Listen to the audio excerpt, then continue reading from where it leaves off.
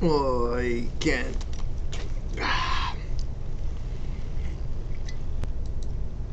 Good morning. Good afternoon. And if you're watching this late at night, good evening. Are we rolling? Are we ready to go? Okay. We are going on to part two. Part two so if you missed part one, go back if you want and look at part one about the significance of World War II on Canada and the world. Very important to think about why was World War II significant? How did it change Canada? A flash quick review of some of the outcomes of World War II in terms of the aftermath. We've got the Universal Declaration of Human Rights, 1948. We also have the Civil Rights Movement. We also have Canadians getting democracy, meaning as in more Canadians getting access to the vote than ever before. We have the Civil Rights Movement in Canada with, for example, the Viola Desmond story. We also have NATO, North Atlantic Treaty Organization, and the United Nations. We also have new superpowers. We also have the Cold War. We also have progress in feminism and women's rights in Canada.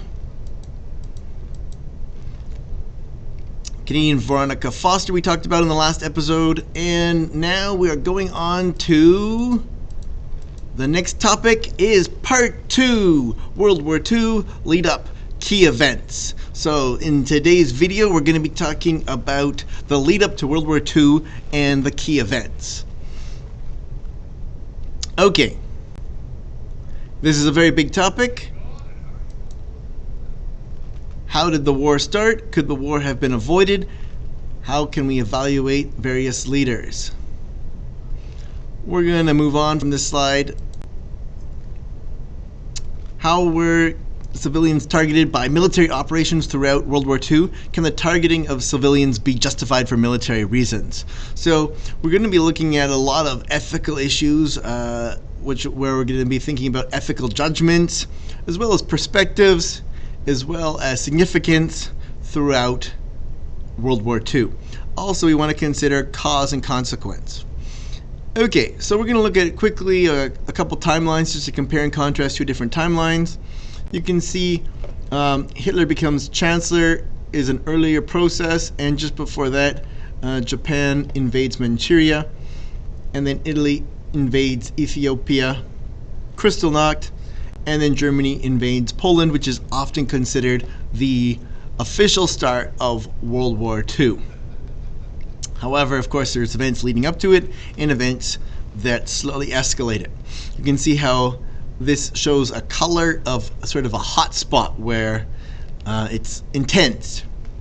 However, this is meant to be a visual representation of how it sort of started slowly and ended slowly. It's sort of the thesis of this visual image, hypothetically. Possibly. Now, if you take a look at the end of this visual image, you can see Hiroshima and Nagasaki in 1945 and a big visual space between them.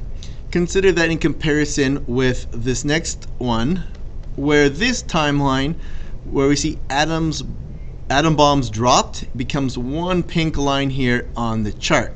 So there's different ways of looking at the timeline in terms of which elements you're going to include on a timeline and which one you're going to admit for the purpose of simplification.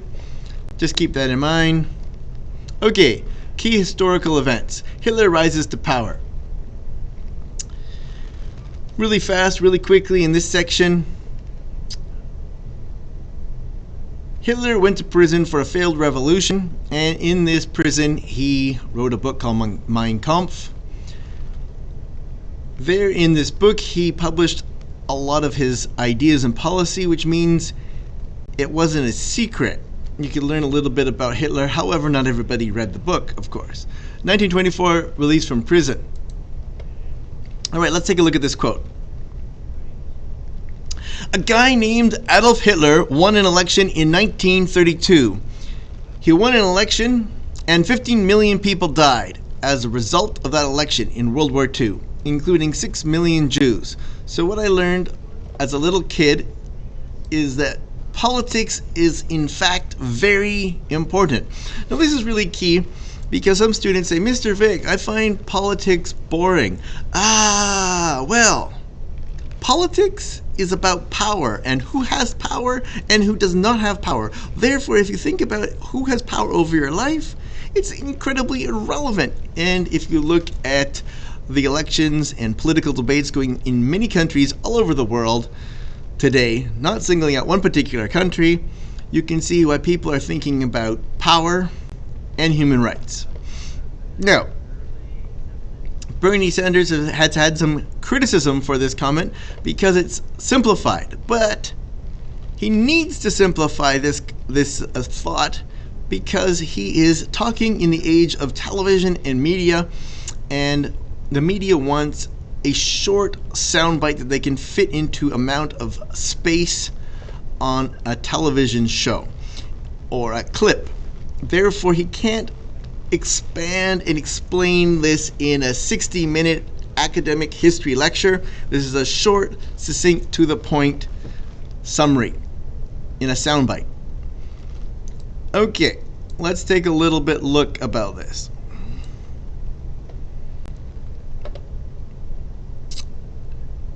Another way of looking at this would be using first past the post thinking. In Canadian politics, we have representatives who are elected in each riding, and the person representing a party with the most votes wins that riding, even if they do not have the majority of the votes. They just have to have the most votes. If we try and use that thinking, we can understand why you could say Adolf Hitler won the election.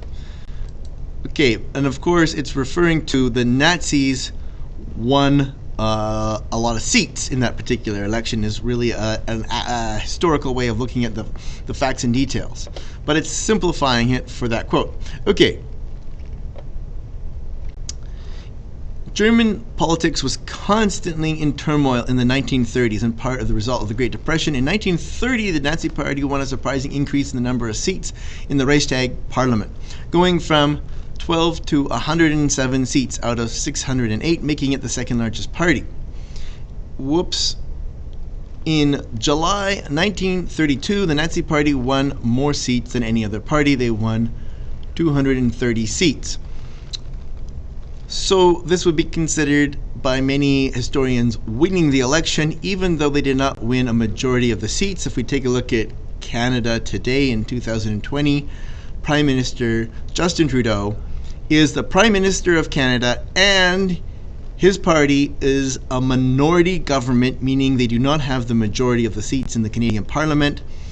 Just recently, there was a vote in Parliament that was tied to a vote of non-confidence. His party got the support of another party called the NDP Party, the New Democratic Party, and therefore they were able to win the vote and maintain the government.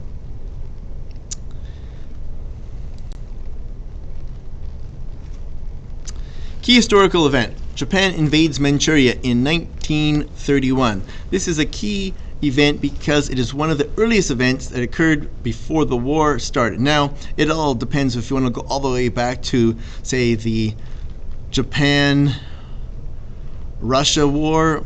But at any rate, this is a key event that's considered one of the starting events. Japan needed raw resources. And we're going through this stuff really quickly just to give you a key background to the rise of Japan and Hitler, but mainly we're going to focus on how Hitler comes to power. In a series of complicated negotiations, ex-Chancellor Franz von Papen, backed by a prominent German businessman, by several of them, and the conservative German National People's Party, convinced Hindenburg to appoint Hitler as Chancellor, with the understanding that von Papen as Vice Chancellor and other non-Nazis in key government positions would contain and temper Hitler's more brutal tendencies.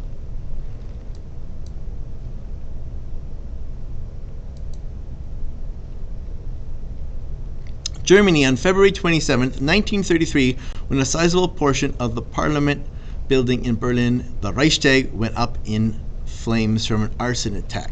Now, this gave Hitler an opportunity to blame communists, and if you look at the history, was there a real connection?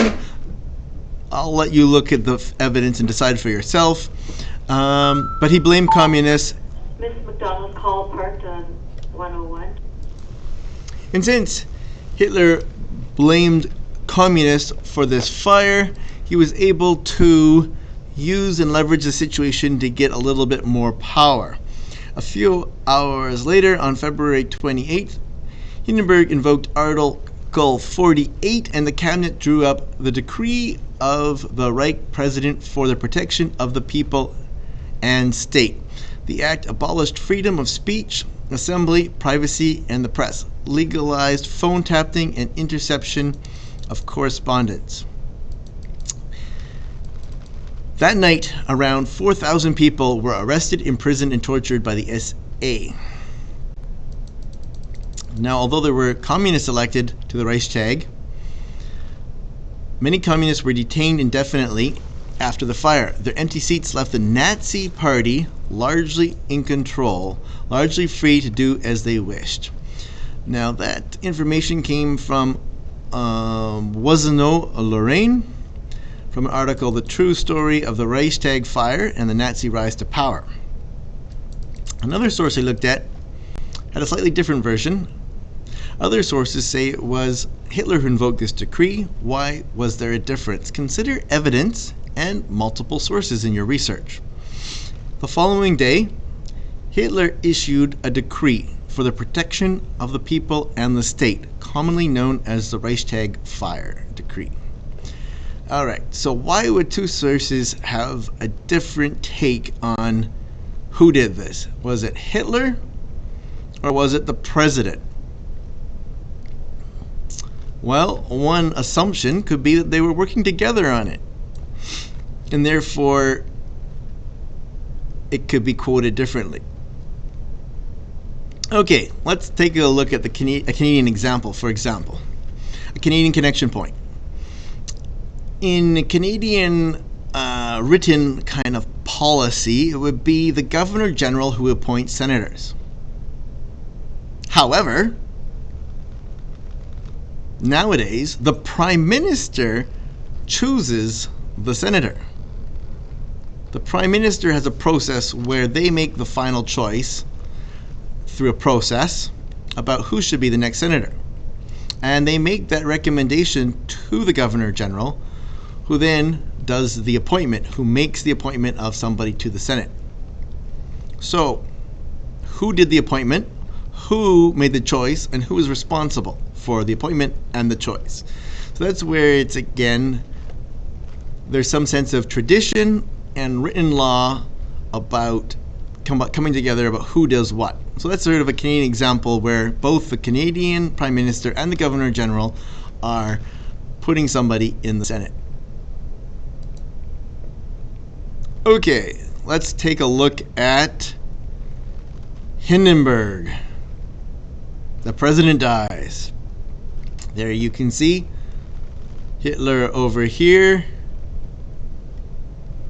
Now, the president dies August 2nd, 1934. Another opportunity of power vacuum in the rise to power. And now it's time for our Canadian connection point. Canadian connection point, Mackenzie King meets the leaders. So, for the sake of time, we're going to focus on Mackenzie King's trip to Germany. But you can see in this photo over here that he's met with various leaders, including Winston Churchill, Roosevelt, and now this is a divided photograph, so it's not proof of a meeting, but we're going to take a look at his diary. Okay.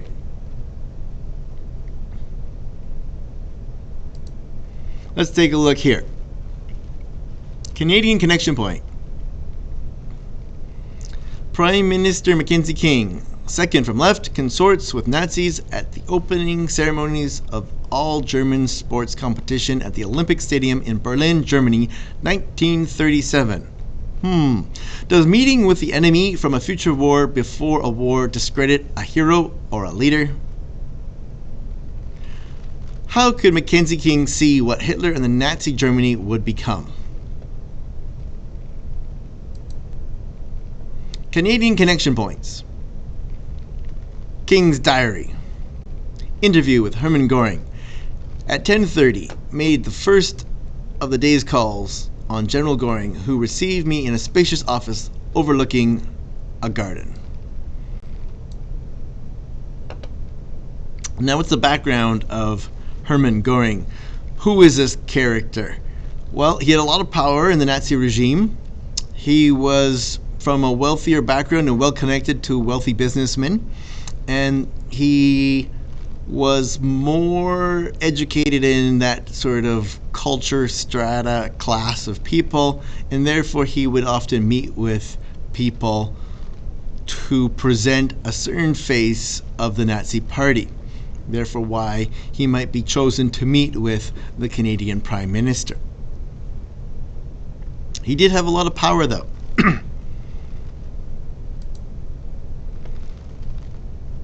The interview commenced by General Göring saying a few words about the visit, which he hoped would be a pleasant one, and welcomed me to Berlin. Then he spoke of the bison received from Canada, for which he wished to thank me. I said we were only too pleased to be able to supply some of these animals, and I would gladly let them have more at any time they might wish to be obtained. Now we have to all remember this is in the historical context that this is happening before the war started. So just pause to remember that. Currently, Nazi Germany is not at a state of war with Canada, and our Prime Minister, the Prime Minister of Canada, could not see the future. Trade between Canada and Germany. The discussion then turned to the question of commercial relations. Göring said that he had hoped we might develop more trade. Germany would be needing a good deal of wheat this year and would like to exchange her finished goods. He spoke of Germany's need to get raw materials from other countries.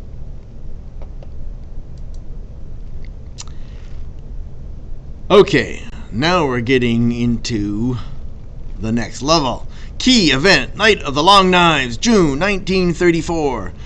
Now this is one of the kind of key events that would often be on exams and tests. Hitler ordered a large purge, killing of old allies who might not be loyal. Hitler wanted the more loyal SS instead of the SA. Brown shirts. Hitler ordered his loyal elite SS guards to murder Ernest Röhm, who was a threat to Hitler's absolute control. That's a complex and long story that we don't have time to get into right now. But Röhm was not popular with the German generals. Feel free to do some research on that story. Key event. Italy invades Ethiopia, 1935-1936. This boosted Italian prestige and nationalism. This tested the League of Nations and the will of leading countries to take action. So this is a key event in that it tests whether the Allies or the key leading countries will say, stop. Africa was a key area for British colonial resources, trade, and naval routes. This was an easy target.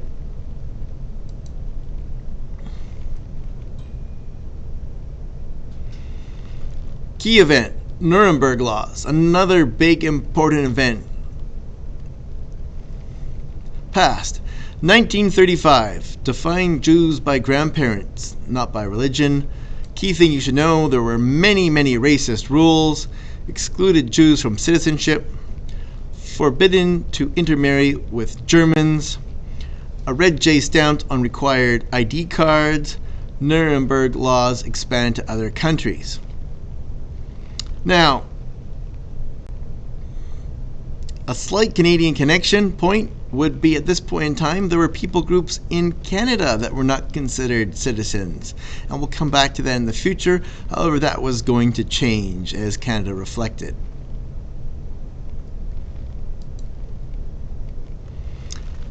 Adolf Hitler violates the Treaty of Versailles by sending German military forces into the Rhineland.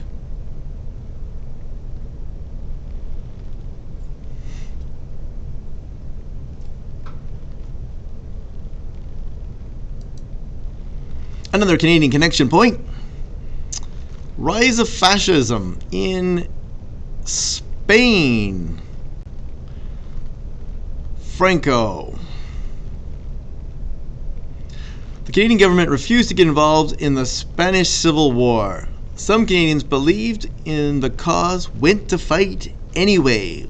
Why? Why would they make that choice? What do you know about the two sides? Pause and discuss with a partner. Consider pages 276 and 277 in our textbook, Creating Canada. Why were they volunteering to fight? What was their cause? What were the two sides? How does this connect with the overarching narrative of World War II? Democracy and freedom.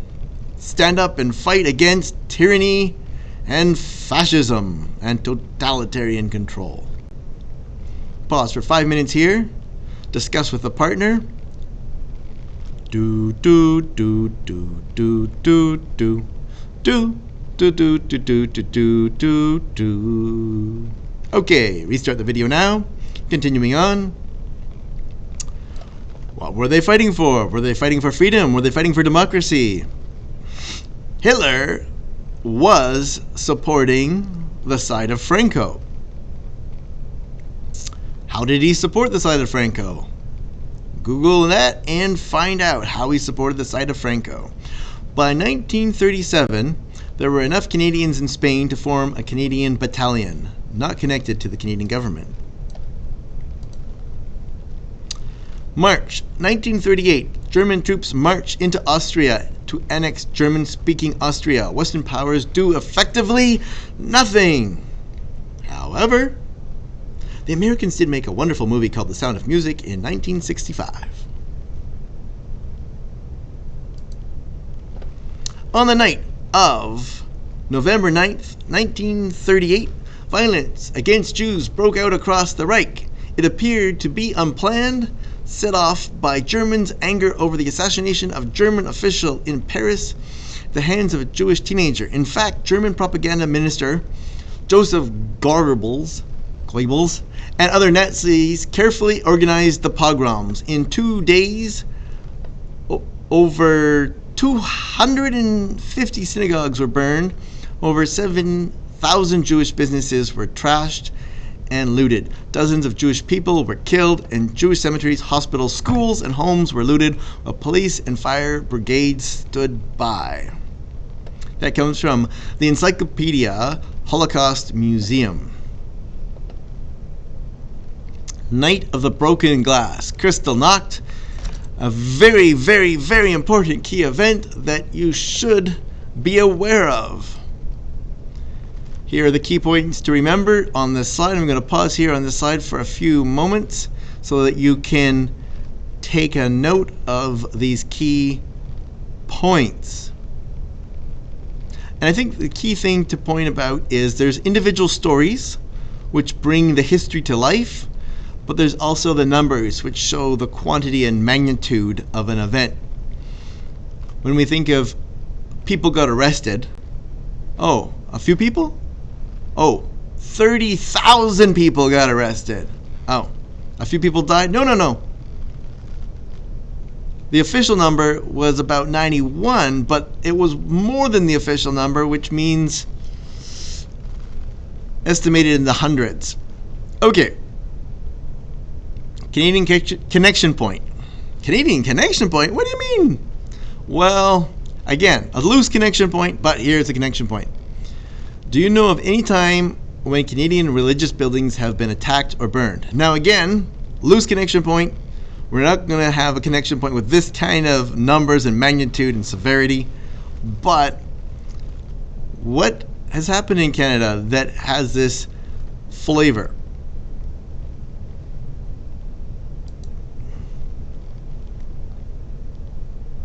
Okay, key terms to remember. these are terms that you really need to know. Why? Why do you need to know these terms? So you have a way to think about what you see in current events today. This is a critical significance of this piece of history, because history can repeat itself. So, what is a demagogue? A demagogue is a leader. What is demagoguery? That is the political activity of that person. Okay, so what does that mean? Okay, let's start with demagoguery. Demagoguery, political activity or practices that seek to support by appealing to the desires and prejudice of ordinary people rather than by using rational argument. Have you seen that by any political leader in the current events?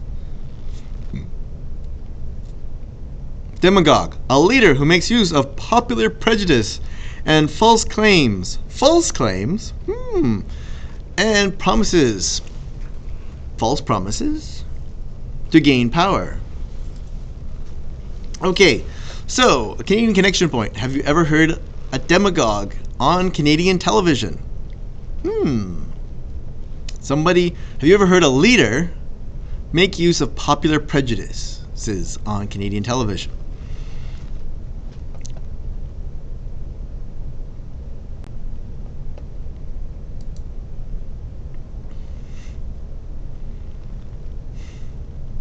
Okay, another key event, the Sudetenland, October 1938, and a Canadian connection. All right. Assigned to Germany, October 1938 by treaty. Czechoslovakia was not part of the negotiations. The rest of Czechoslovakia was invaded by Germany in March 1939. Now, the key thing is there was a slight pause there where the Allies were hoping that we would have a peace treaty negotiated by Neville Chamberlain. But with this peace treaty, Czechoslovakia was not part of the negotiations, even though their land was being given away. That is a conundrum. There's rich details to this story. Now, you can see on the map here that there is some land where there were German people living, but the lines were drawn this way for a specific reason that's not always mentioned, that there was a mountainous region here that allowed Czechoslovakia to have a defensible land in this mountainous region. And so the land here is militarily defensible, which is why it's key land to control. Without that land, their country is not defensible. That's a key piece of the information that can be missed. Okay, what else we have? Canadian connection. William Lyon Mackenzie King wanted this appeasement plan to work. He was hopefully on the side of appeasement policy of Neville Chamberlain. What does that mean? He was hoping that it would work because he wanted peace. Now, again, historical context, he didn't know the future. And there were many other people also hoping for peace with a sense of maybe willing blindness to what they didn't want to see, because they really wanted peace very, very badly. However, with that in mind, he was on the side of appeasement at that point in time. However, he was willing to support Great Britain in the effort to go to war. So you can see a change in William Lyon Mackenzie King. Okay, moving on. From CBC article titled MS St. Louis Survivor says Canada's apology a good thing, but it won't salve emotional scars. Okay, this article was by Perlita Stroh. Bit of an emotional article. I had my 7th birthday on the ship, says Messenger, so I remember a lot. But I remember a lot from before then too. I remember the night the Gestapo came for my father before we left for Germany. Can you imagine? I was scared out of my mind. Trudeau apologized in 2018. Why did it take so long? after for a Canadian Prime Minister to apologize? Why not a different Canadian Prime Minister in previous years? This is a huge topic and a very important topic, but we're going for a very fast overview, and I wish we had more time to get into this topic, to look at all the different characters and all the things that were written back and forth about this topic. But we do need to move on fairly quickly, but I want you to think about this from both a numbers point of view, but also from a personal, individual story point of view. Put yourself in the shoes of families, of people in these situations. Canadian Connection Point. MS St. Louis Legacy. On November 5th, 2000, members of the Canadian clergy gathered to apologize to 25 surviving St. Louis passengers. Baptist minister Douglas Blair was among the clergymen who apologized. He's the great-nephew of Frederick Blair, who was in charge of Canadian immigration in 1939. Some books have many pictures of the ship. I chose photos of people rather than the ship because, well, these are my three boys here. Right there. Those are my three boys over there. It would tear my heart apart for my boys to go through something like this. I would not want my boys to experience this kind of tragedy.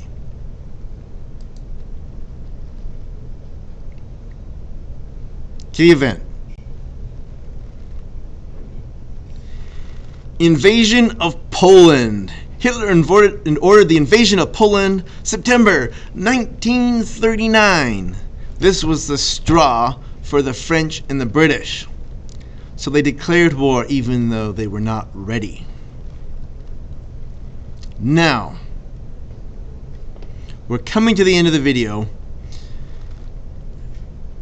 for this part 2. There's going to be part 3, and if you've missed part 1, don't forget to take a look at part 1 about the significance. In part 3, we'll be looking at the events of the war and more Canadian connections. The thing I want to leave you with is the ethical evidence for the St. Louis tragedy. Did the leaders of Canada have enough information to know that these refugees needed help from Canada? What's your opinion? What do you think?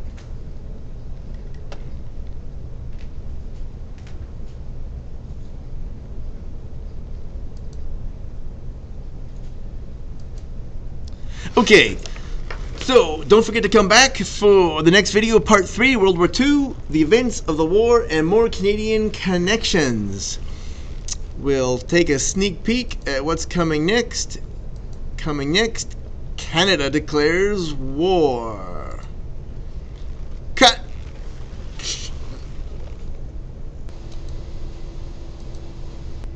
Okay, now that the main video is done, we're going to actually do something different at the end of this video. We're going to do a flash review of terms you should know. Okay, what you should know about beer hall push. Significant because... oh, no. Because the beer hall push shows evidence that Hitler is willing to use violence to get power. Another key thing you should know, Mein Kampf. Hitler wrote a book about his ideas and policies, so it was not a secret. A key piece of evidence that you should know about.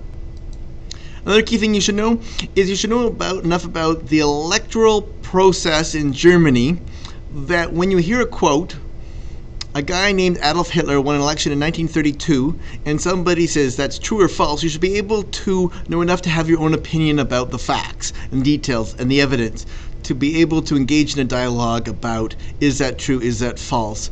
Was Bernie Sanders correct in this quote? Was he wrong in this quote? And be able to explain what you think. Okay. You should also be able to understand the difference between a majority government and a minority government, and how a minority government can be considered a victory. Another key event is you should know about Japan invading Manchuria in 1931. You should know Hitler becomes Chancellor in 1933. You should know there was a fire in the Reichstag. You should know that Hitler had to take time to solidify his power. And you should know the mixture of the process of using a democracy. You should know about President Hindenburg died and created a power vacuum. And you should know, of course, who the Canadian Prime Minister is during World War II. Mackenzie King, and you should know the trick question, what is the first name of Mackenzie King? William Lyon Mackenzie King. His first name is William, not Mackenzie. Trick question that you could get in the 1980s on a test. Okay, Canadian connection point, William Lyon Mackenzie King. We're going to go really fast through this section. You should definitely know the Night of the Long Knives. You should definitely know Italy invaded Ethiopia. You should definitely know the Nuremberg Laws of 1935. You should definitely know that Germany occupied the Rhineland and some of the information around that. You should definitely know about Franco and the Spanish Civil War. You should definitely know about Germany invading Austria. You should definitely know about the Night of the Broken Glass, a very key moment in history, 1938. You should definitely know about the Sudetenland and the story around that. There's a very rich story, but you should definitely know at least it happened. You should know about Neville Chamberlain. You should know about appeasement. And you should know that Hitler invaded all of Czechoslovakia after that.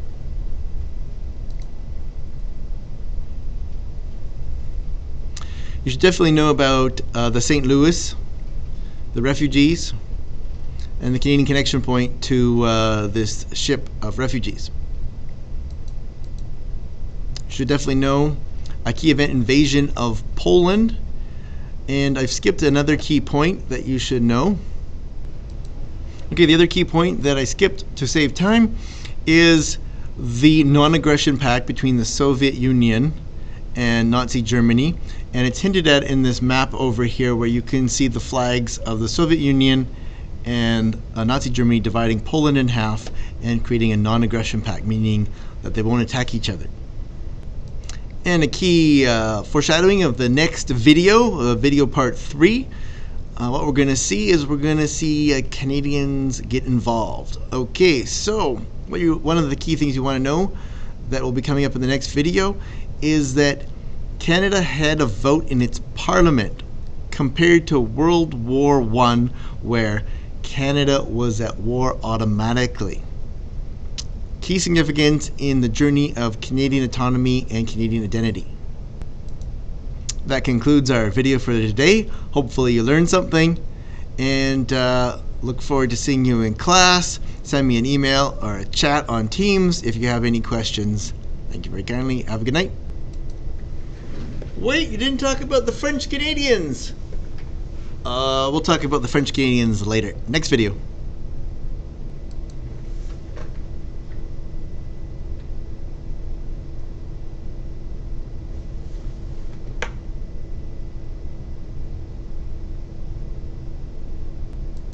Are there any outtakes? Are we going to have any outtakes for this video? World War II creates the construct of bad guy versus good guy, or develops or continues the narrative of good guy and bad guy in history, evil and good. It's Mr. Incredible to the rescue!